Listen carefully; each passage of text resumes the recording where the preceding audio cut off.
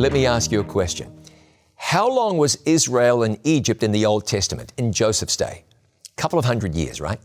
When did God first tell Israel they'd dwell in the Promised Land? That was back in Genesis 15. God made the promise to Abraham. Well, to Abram, in fact. Now, Joseph is sold into slavery. His family join him in Egypt and they live in the land of Goshen. As Joseph was dying, he reminded his people that God had promised he would get them out of Egypt, take them to the Promised Land, the land he promised Abraham, Isaac, and Jacob. And after Joseph's death, the people lived, in fact, many of them died, in Egypt for years. Then they left in miraculous circumstances, crossed the Red Sea without getting wet, trekked in the wilderness for 4 decades, and then entered the Promised Land.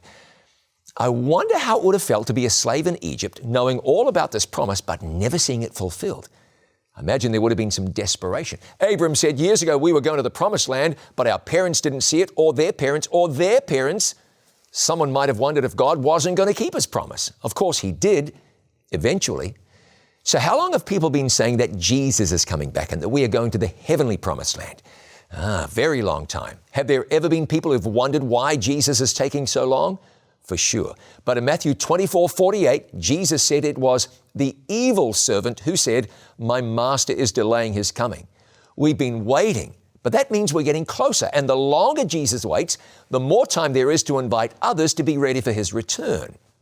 Now, if the wait seems long, if it ever seems like you've been waiting too long, just remind yourself of this. God made the promise is sure, Jesus is still coming back, and he's coming back soon. I'm John Bradshaw for It Is Written.